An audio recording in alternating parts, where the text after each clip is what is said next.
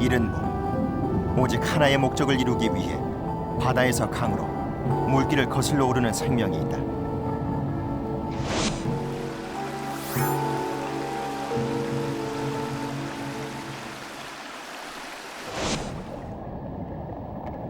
일생의 대부분을 바다에서 보낸 큰 가시고기.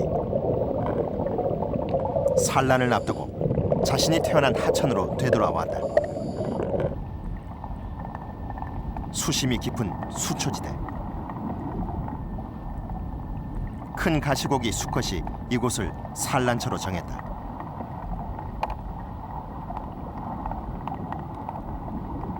주둥이로 모래를 파서 뱉어내기를 수십 차례. 녀석은 둥지를 틀기 위해 기초 공사를 하는 중이다.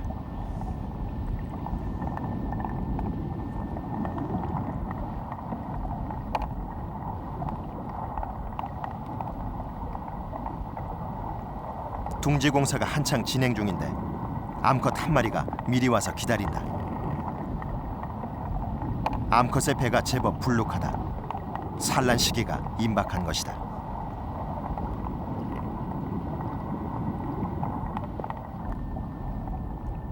암컷이 알을 품은 배를 들어 보인다. 수컷의 시선을 끌기 위한 행동이다. 이번에는 온몸을 바르르 떨면서 수컷에게 적극적인 구애를 펼친다.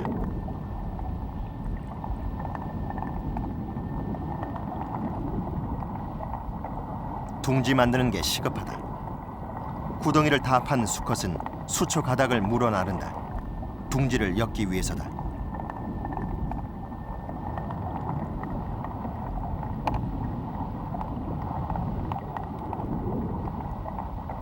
수컷은 본능적으로 둥지 엮는 방법을 터득하고 있다. 먼저 수초의 무거운 부분을 밑으로 보내고 가는 줄기로 지붕을 엮는다. 기초가 튼튼해야 집이 견고하다는 건축 원리를 녀석은 이미 알고 있다.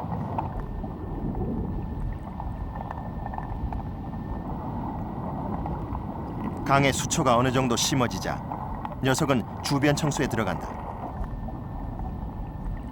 그리고 점액질을 분비해 둥지를 엮기 시작한다.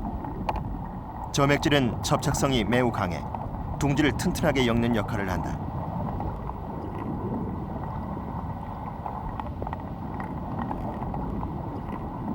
몇 차례 더 마감 손질을 한 후 둥지가 완성됐다. 둥지 틀기는 온전히 수컷의 몫이다.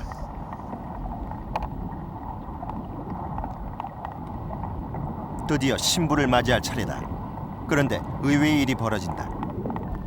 또 다른 암컷이 찾아온 것이다. 암컷이 두 마리로 늘어나면서 누구를 신부로 맞이할까?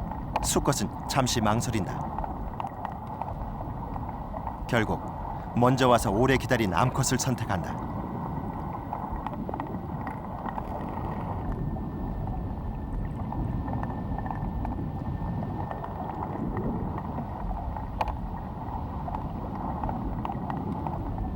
암컷의 산란은 둥지 속으로 들어가자마자 즉시 이루어진다. 수컷이 암컷의 등을 자극해 산란을 돕는다.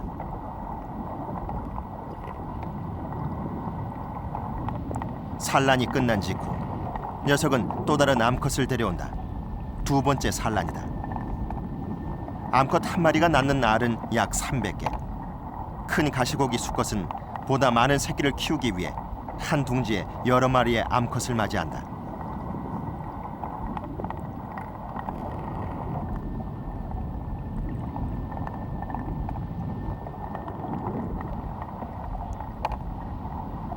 산란이 끝나자 수컷은 즉시 정액을 방사해 알을 수정시킨다.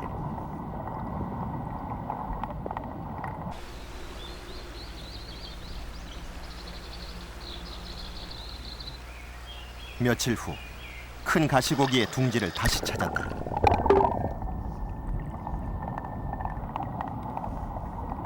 새끼들의 부화율을 높이기 위한 수컷의 노력은 극진하다.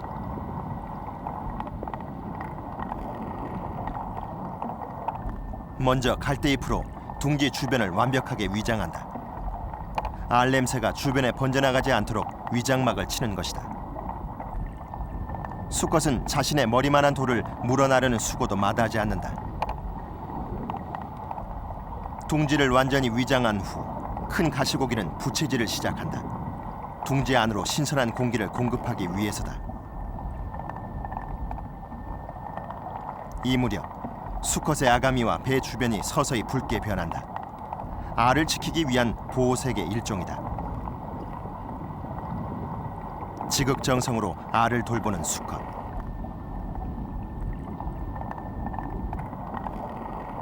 그런데 난데없이 둥지 밖으로 알을 꺼낸다. 둥지 안쪽의 알들이 새물을 공급받도록 알의 위치를 바꿔주는 것이다.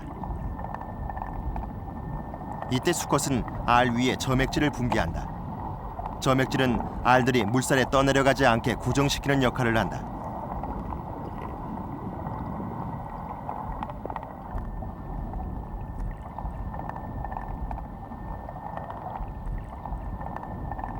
알들에게 골고루 새물을 쏘이고 나면 다시 둥지 안으로 알을 밀어넣는다. 큰 가시고기 수컷이 알을 돌보는 일은 종족 보존의 본능 그 이상이다.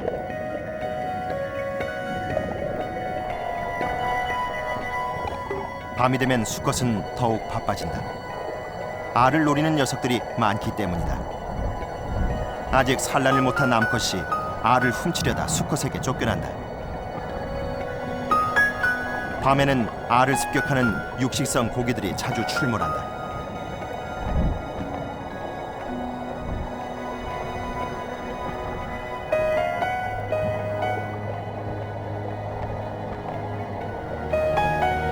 그래서 아비는 밤이면 등가시를 세우고 경계태세를 풀지 않는다. 부화를 기다리는 알들, 산란한 시차에 따라 성장 속도가 제각각이다. 산란 8일째, 드디어 부화가 시작된다. 먼저 부화한 새끼가 둥지 밖으로 튀어나오자 아비는 즉시 둥지로 몰아넣는다. 아직 새끼들의 바깥 출입은 금물이다.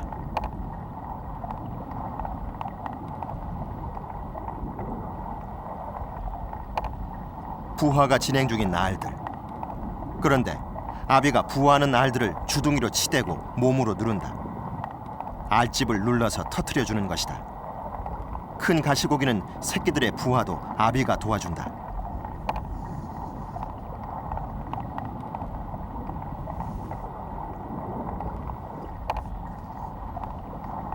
일단 부화가 시작되면 아비는 더욱 바빠진다. 알이 부화하는 순간에 가장 많은 산소를 공급해야 하기 때문이다.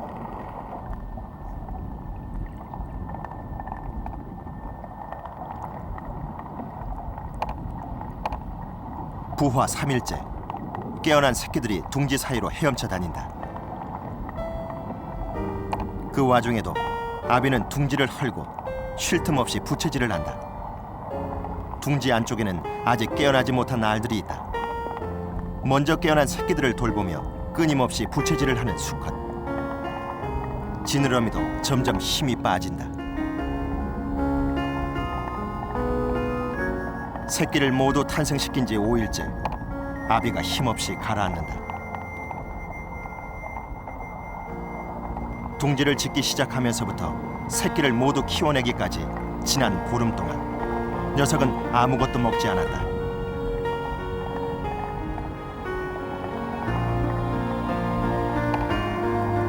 오로지 새끼를 부화시키고 지키는 데 있는 힘을 다 바친 큰 가시고기.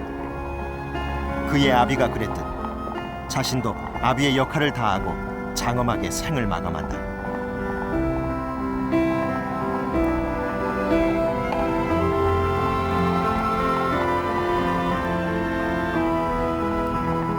다음 날 새끼들이 아비의 죽음 주위로 모여든다. 아비는 죽어서도 자신의 육신을 새끼들에게 기꺼이 내준다. 이것이 가시고기 아비의 헌신적인 사랑법이다.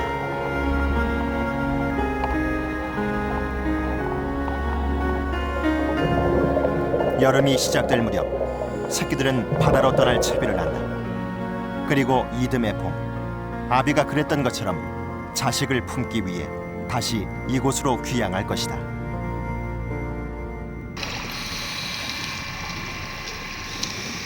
온갖 생명들을 잉태하고 키워내는 바다.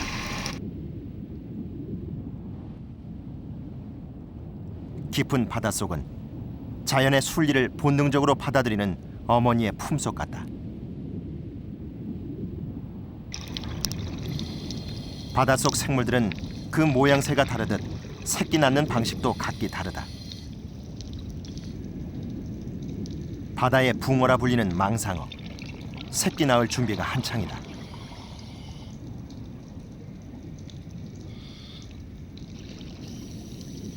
만삭인 어미의 배가 제법 불룩하다. 수심 30m 내외. 얕은 바다를 무리지어 다니는 망상어는 겨울에 교미를 한 후 5개월 만에 새끼를 낳는다.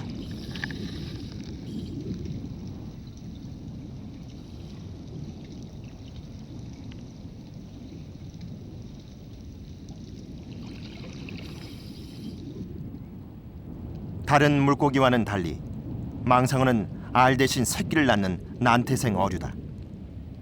알을 뱃속에 낳아 부화시킨 다음 어느 정도 자랄 때까지 뱃속에서 새끼를 키운다.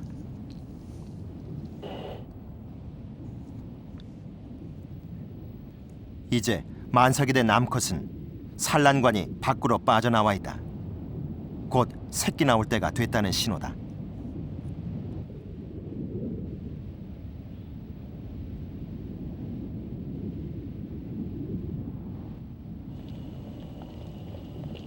마침내 어미가 새끼를 낳기 시작한다.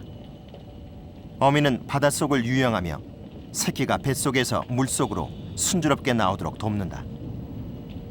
마지막 한 마리까지 어미는 새끼를 낳기 위해 안간힘을 쓴다.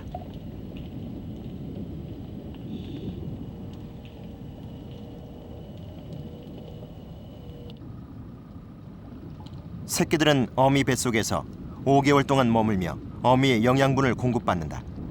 그리고 완전히 성장한 어류의 모습으로 어미 몸을 빠져나온다. 새끼는 태어나자마자 어미 곁을 떠나 자유롭게 헤엄친다. 그러나 새끼를 낳은 후 어미의 일생은 끝이 난다. 새끼를 품고 있는 5개월 동안 모든 힘을 소진했기 때문이다.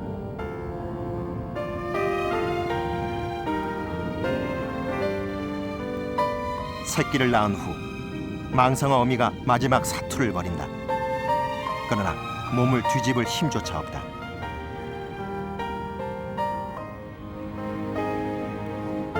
어미는 끝내 최후를 맞았다.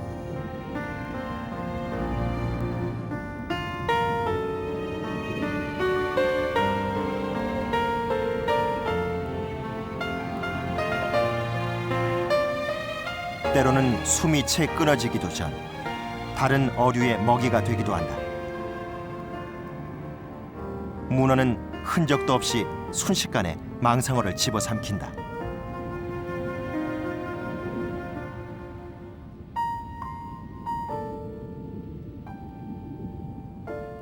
망상어 새끼가 태어난 곳에는 어김없이 죽은 어미가 발견된다.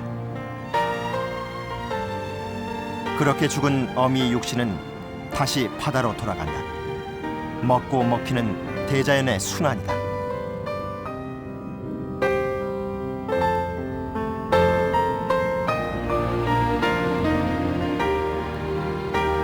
모진 어미의 산곳 속에 태어난 망상어 새끼들은 이제 이 바다를 마음껏 헤엄친다.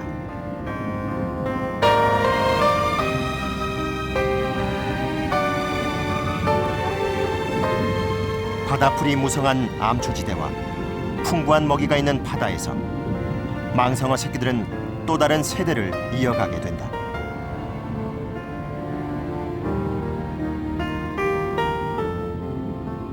그리고 어미가 그랬듯 본능적으로 새끼를 품고 탄생시킨 후 그들도 자연의 품으로 돌아갈 것이다.